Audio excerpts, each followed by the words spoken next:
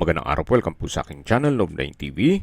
Patalasasan po, meron po ba kayong mga properties na napapabayaan or non-performing assets? Plan nyo ibenta, pero wala kayong oras sa pagbenta nito. Kung ito'y pagkakatiwala nyo po sa amin, tawag lang po kayo sa aking numero, usap po tayo, gawin ko po ng video for free. Yes, libre po, wala po kayong babayaran. Tutulungan pa namin kayong mabenta ang inyong property.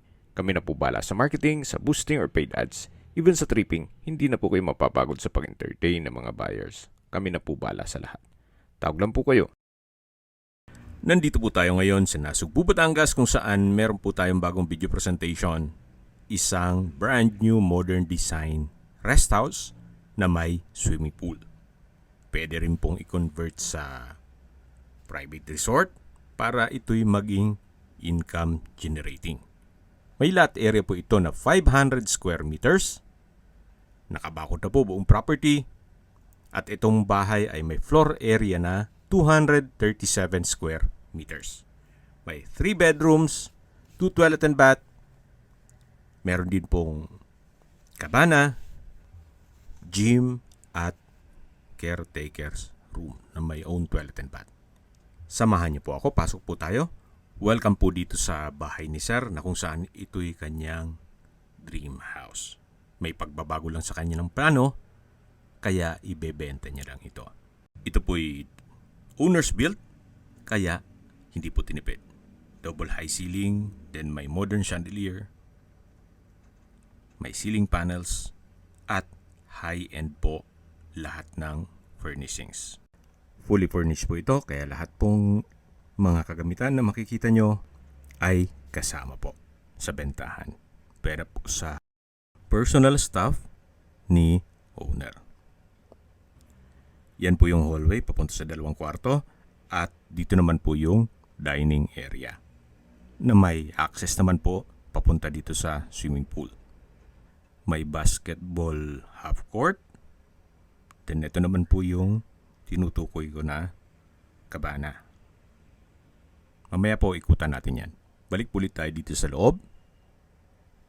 Yan po yung dining area. Dito naman po yung living area.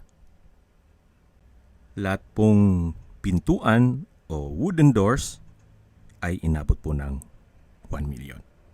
Yan po yung main door at meron pong glass panels. Check po muna natin itong master bedroom. Malaki po ang espasyo. May flute type wall panels. Then glass walls. Premium tiles po pala yung ginamit sa buong bahay. Meron na rin pong split type aircon. Lahat pong kagamitan ay brand new. May bedside table. At ito naman po yung toilet and bath.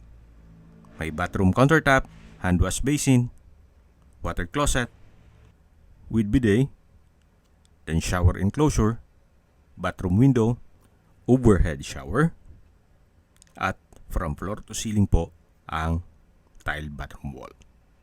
Ito po yung toilet and bath ng master bedroom. Yan po, tunghayan nyo po ulit.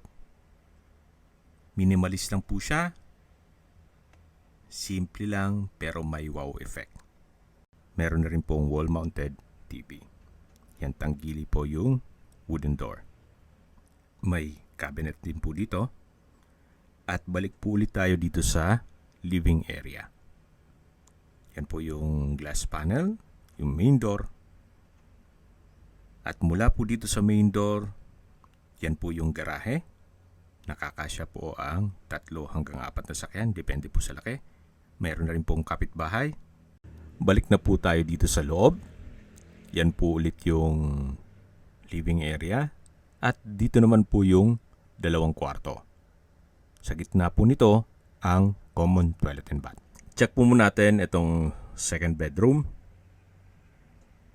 Meron na rin pong bed frame and mattress, split type aircon, glass wall and window, wardrobe, kumpleto na po siya.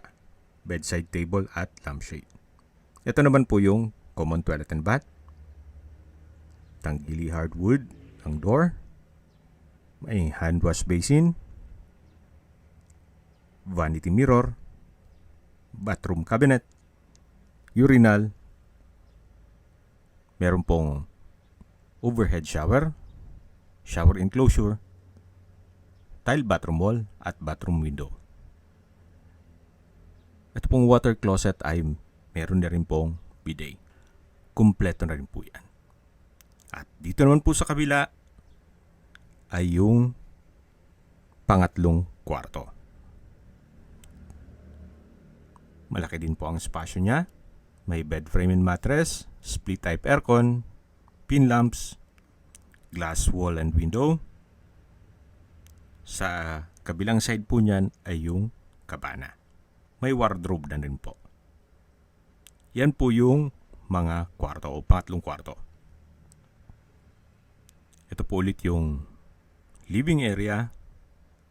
Dito naman po sa kabila yung dining area na may 6-seater dining set at meron na rin po itong wall-mounted TV at drop lights. Yan po yung high ceiling. Then meron pong vanity mirror sa dulo. Check na po natin ang formal kitchen. Halos katabi lang po nung isang kwarto. Kumpleto na rin po ang kagamitan dito. May inverter type na refrigerator which is brand new. May oven, gas range, microwave,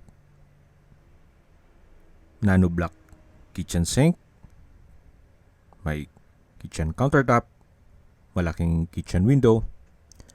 Lahat pong mga kagamitan din dito ay brand new. At may presyo din po lahat yan. Hindi lang basta biniling kung saan. Medyo maselan po si owner pag sa mga kagamitan. At dito naman po, supposedly ito po ay maid's room. Check po natin. Pero sa ngayon, ginawa siyang laundry area o service area. Pero depende pa rin po yan sa inyo kung anong magiging use nyo sa kwartong yan. Balik po ulit tayo dito sa may living area, main door, at dito po yung dining area. Labas na po tayo. Yan po yung basketball court. Kung sakali pong i-convert nyo ito sa Airbnb, hindi po maboboring ang inyong guest.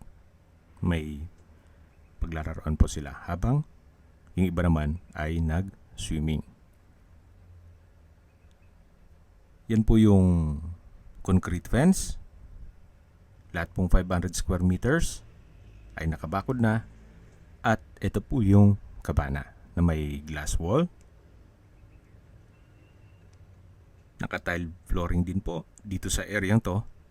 Pasensya na po kung medyo namamalat ang ating boses at may ubot sipon po tayo. Paumanhin po.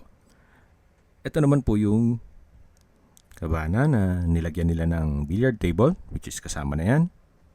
Meron din pong bar counter na may high chair at may kitchen countertop na may gas range at glass wall and window. May kitchen cabinet na rin po. Depende na rin po yan sa inyo kung gusto nyo enclose po yan.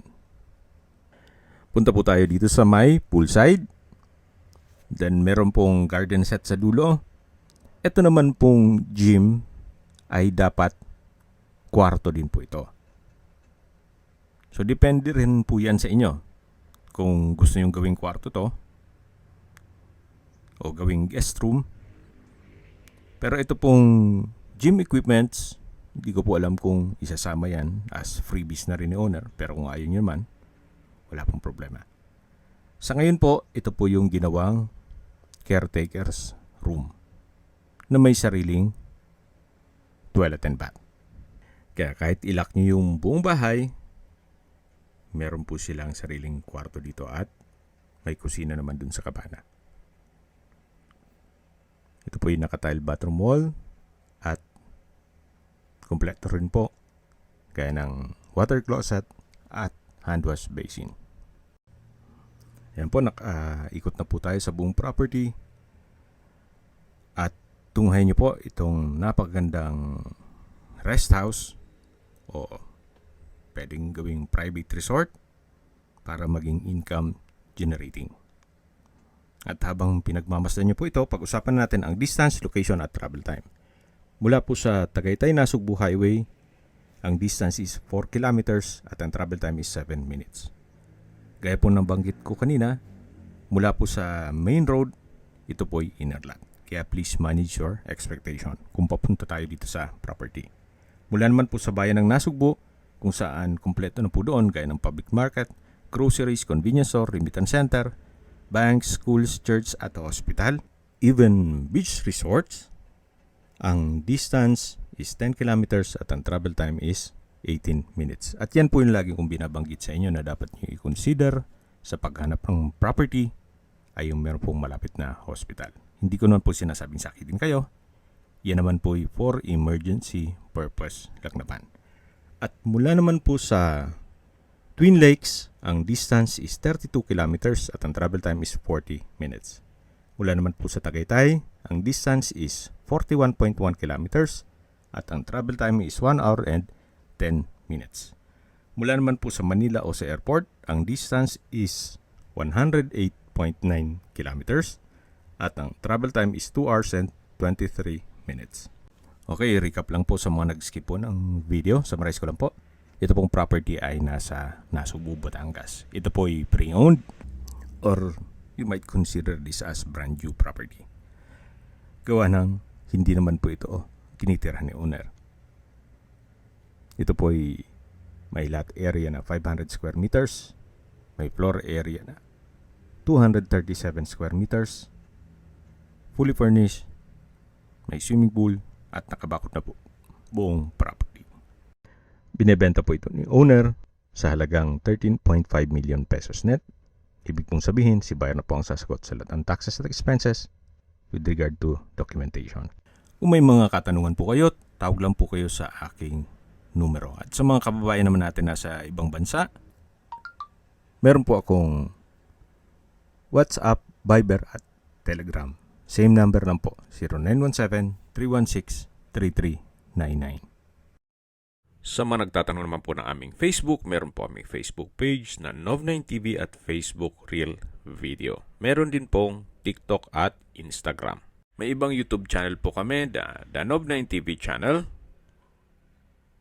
Nov9TV Listings,